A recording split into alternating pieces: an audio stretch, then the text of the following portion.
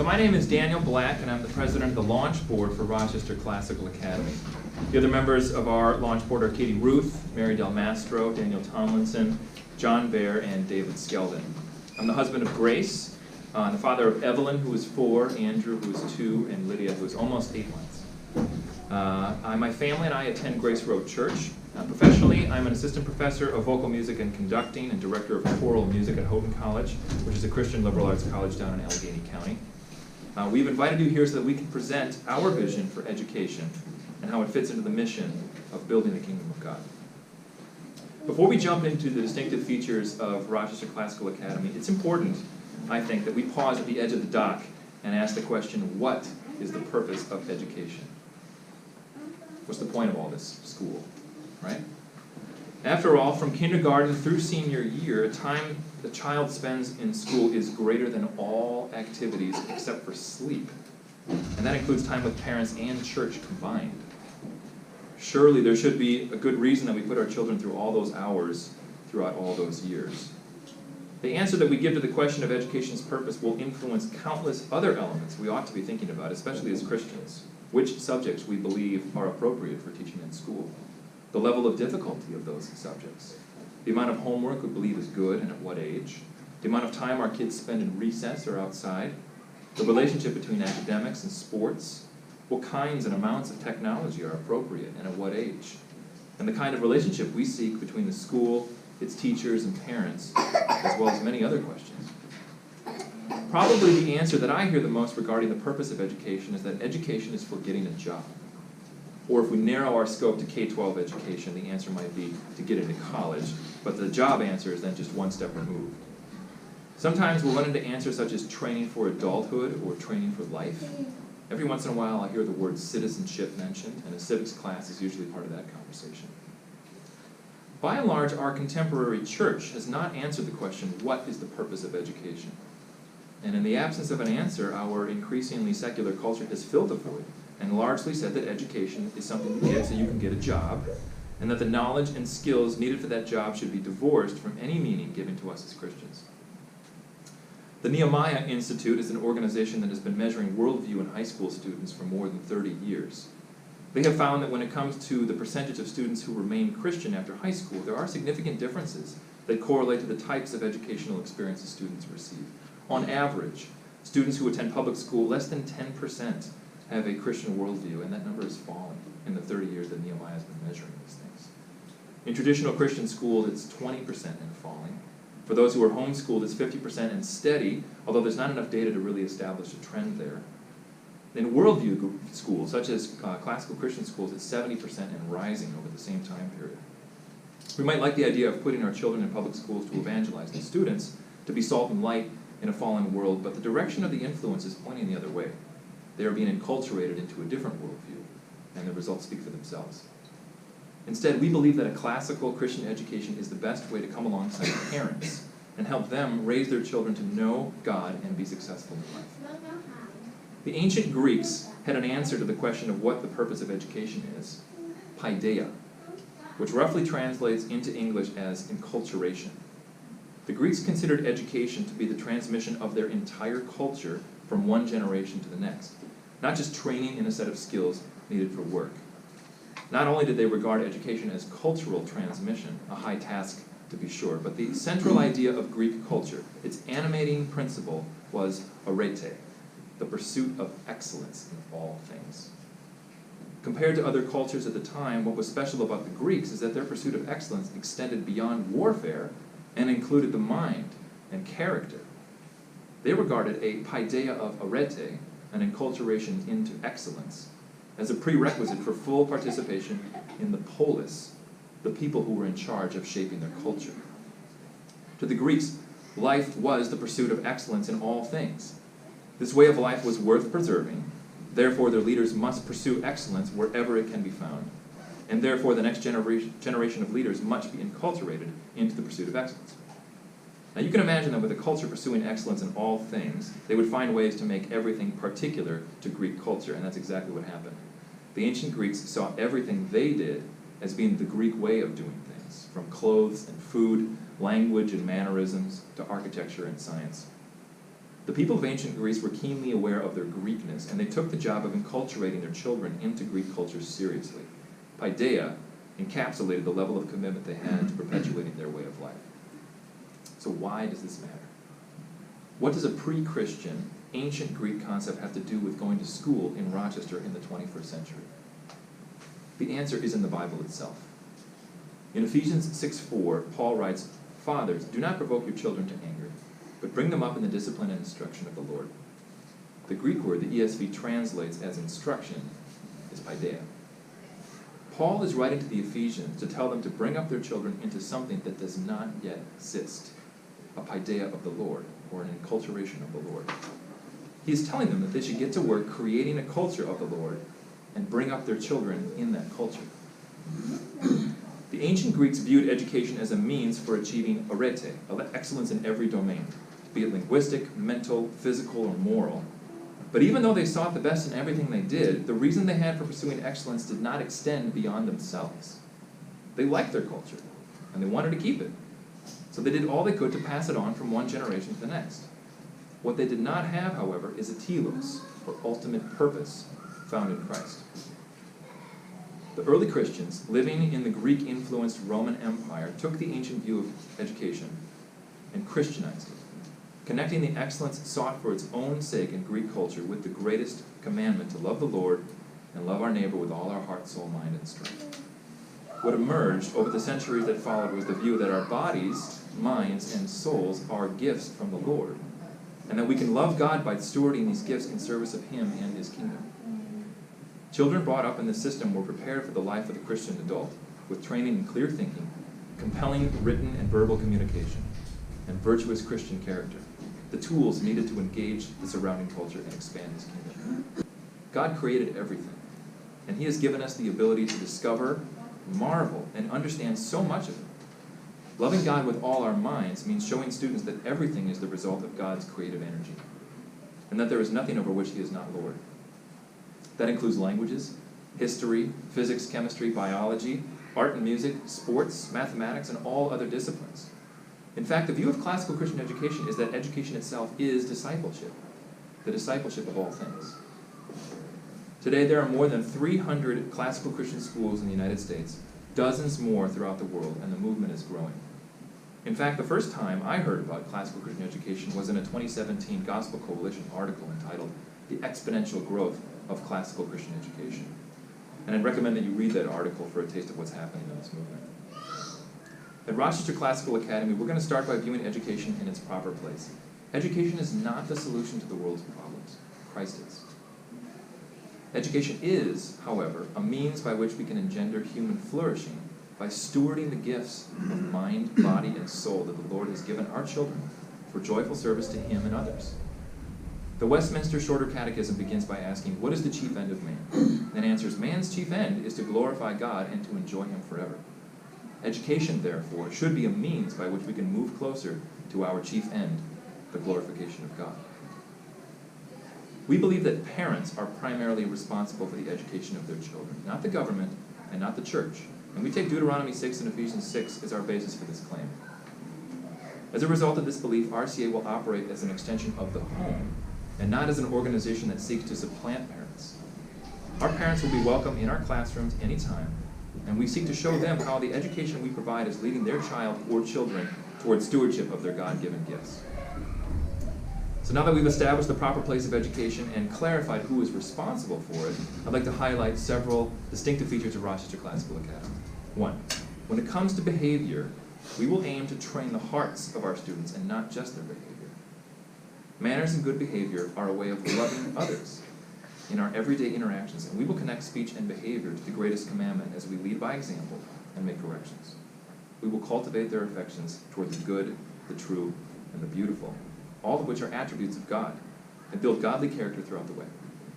We will seek virtue, not just a minimum level of acceptability, throughout the lives of our students, starting with the biblical virtues of faith, hope, and charity, as well as the fruits of the Spirit, love, joy, peace, patience, kindness, goodness, gentleness, faithfulness, and self-control. To those we will add the classical cardinal virtues of justice, prudence, temperance, and courage. 2, children will be taught to attend to the tasks that have been put before them. learning to focus intensely on an idea or a task in order to bring it to its completion. There is a growing body of research indicating that multitasking is a mirage, that when we quickly switch from task to task, we just end up chopping up our attention, requiring even more time to refocus on the task at hand when we come back to it. At RCA, we will teach sustained, calm, but intense focus, which we know leads to greater comprehension and creativity, regardless of the subject matter. 3, we will emphasize the virtue of memory work, especially during the younger years when the capacity for repetition is high. Relying on our modern ability to look up great volumes of information rather than storing it in our minds leaves us vulnerable to manipulation and deception. Great ideas come about when we make connections between bodies of knowledge we already possess, or between a new idea and one we already have. Not when we spend our time looking up every detail of an event, a person, or a work. Anyone who has seen the light bulb moment in children when they make a connection between what they already know and something new knows how joyful and self-reinforcing this experience can be. When we teach our students to memorize great sayings and poems as they get older, great oratorical works, doing so will advance their mastery of language, develop their appreciation of linguistic beauty, and expose them to the virtuous ideas that have shaped their culture. 4, speaking of language, we will seek to master language. And one of the methods we will use in the pursuit of this goal is to teach Latin to our students beginning in 2nd grade. Learning Latin helps one use one's own language and learn additional languages better than if one did not learn it. About 60% of English is Latin derived. So students who have studied Latin and then encounter words that are unfamiliar to them, English words that are unfamiliar to them, can infer much more about the meaning than a student who only knows a modern language. Because Latin was the common language of Western civilization for so long, it continues to have a huge presence in law and in the sciences. One result is that students who study Latin show significantly higher SAT scores than those who only study Spanish, French, Italian, or German. We will offer modern languages at RCA as we grow into the upper years, but the benefits of studying Latin at the younger years are just immense. 5, although our curriculum will include several fine and performing arts, we're going to have a special emphasis on music. The Bible contains numerous commandments to sing to the Lord, and dozens of examples of his people doing so. Think Moses, Deborah, David, Mary, Simeon, Zechariah, Paul, and Silas, and Jesus himself singing right after the institution of the Lord's Supper. I really wish I could have been there. There is something about music that weds the physical and the spiritual, and when we make music, we highlight our own dual nature of body and soul. All of us have probably had an experience with music that is transformative, and at RCA, we want to connect the music-making experience with the object of our worship, God himself. Our particular method of teaching music will parallel the way that we teach language, and not only will our students be able to read musical notation, but improvisation and composition will be a regular part of every child's experience. We aim to send students into their families, churches, and communities, equipped and excited to bless people with the gift of beautiful music. 6, we will put technology in its proper place. Technology is a tool to aid learning and not a replacement for it. We believe learning is often better done the old-fashioned way with pencil and paper, which teaches fine motor skills and penmanship mastery. We also believe that on the whole, paper books are better than digital reading. Too often, technology rules us, and the corrosive effect of its overuse on our ability to focus, retain, and comprehend is difficult to overstate. 7, we will immerse students in the whole sweep of Western history, integrated with biblical history and the history of the church. The ancient cultures of Greece, Rome, and Israel provided the setting for God's incarnation as Jesus at a particular time and in a particular place. After he died and was raised from the dead, the followers of Jesus moved north and west of Israel, and in the centuries that followed, the peoples and cultures of the places they went were forever changed. We will view the rich tradition of Western civilization as a gift to be studied and cared for, not discarded, even though we acknowledge and will study the sins of those who have gone before us in the name of Christ. 8, over the last few decades, the amount of built-in recess time practiced throughout the country has slowly but steadily been eroded, and although the time in class has increased, the results of less free time have not been good. We're going to build in at least an hour of unstructured free time to every day, knowing that God made little children with the desire to run around and gave them the energy to do so. We aim to cut with the grain and prepare minds for academic work by giving them the opportunity to exercise their bodies. 9, we will integrate our subjects so that all disciplines are put into perspective as gifts from God. the entire created order, our ability to understand any of it, and the curiosity to do so found in every child are gifts for us to nourish. Certain subjects such as history, literature, the arts, and theology are examples that are easily integrated because artistic works are always intimately related to the historical and theological developments of the time. Math and sciences will be taught against a backdrop of God's providential ordering of the universe. 10. Finally, we will practice all of the above features across our K-12 curriculum within 3 stages of childhood that are plainly manifest in the way God has designed us. The early years, which we call the grammar stage, are marked by a high tolerance for and love of repetition. I've got a 4-year-old, a 2-year-old, and I know this. On a minute-to-minute basis, they like to say things over and over again. So we're going to use that natural tendency to fill them up with facts. Math facts, such as multiplication tables. Language facts, such as parts of English and Latin.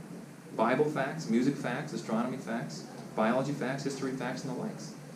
Songs and chants will be our aids in doing so, and our hallways will be filled with the music of learning, and likely also the homes of our students. The middle school years, which we call the logic stage, are marked by a tendency to argue, so we will teach our students the tools of formal logic so they can argue better. I want to warn the parents here that this argumentation likely won't stay in our classrooms, but we will certainly couple the teaching of these skills with an emphasis on the 5th commandment. Our aim is to equip our students to evaluate the truth claims that they will encounter throughout the rest of their lives. Competing worldview claims are absolutely everywhere in our culture, and we want our students to be able to see and critique them rather than accept them at face value. When they do so, we want students to be able to move beyond their own feelings and into engagement in a way that respects others by trying to convince them rather than shut them down. During the logic stage, we will also introduce non-Christian thinkers who have shaped our culture, guiding our students through selected readings under the care of our committed Christian teachers. Our students will grow up and will live in a world that is largely not Christian, and they will encounter non-Christian ideas that are presented as unquestionably true. We believe it is folly to send children out sheltered and unprepared to meet an increasingly hostile world. As a community of Christians, we can love others by preparing the minds and hearts of our students, equipping them to critique the culture rather than be engulfed by it. We aim to show our students how non-Christian thinkers can capture partial truths through general revelation, but that without Christ at the center, they will always be led astray. This process will prepare them to see how non-Christian influences have shaped our society for better or worse, and equip them to begin the work of cultural redemption. Finally, in the high school years, which we call the rhetoric stage, we will lean on students' desire to be viewed positively by others. The great books of Western civilization will be read and examined for clarity of thought and beauty of language. We will also use those books to provide material for discussing what a life of wisdom, or its absence, looks like.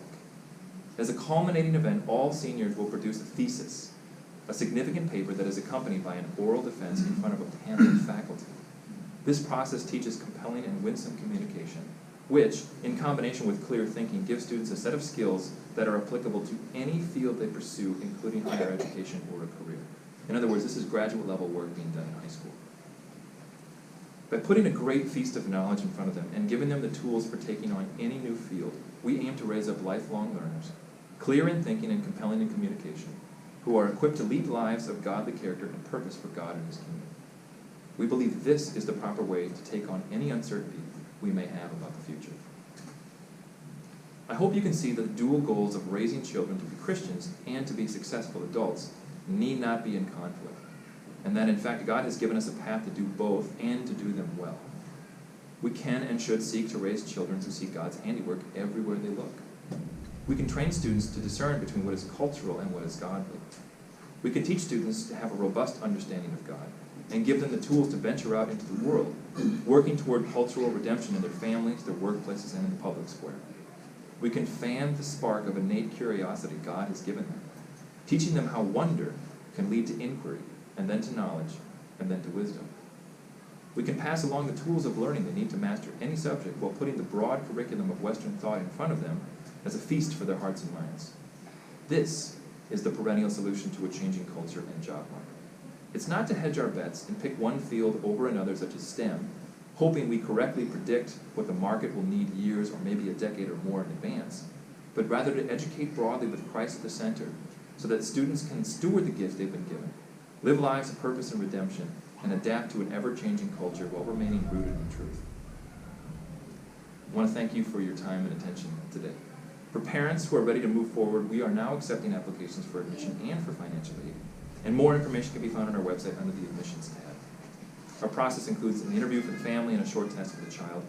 Parents who have applied for financial aid will receive an admission decision and a financial aid decision at the same time. Now, this event is primarily meant to be informational, but before we finish the formal presentation, I would be remiss not to mention that there are a few things that you can do if you find the mission of RCA captures your imagination and passion. First, pray.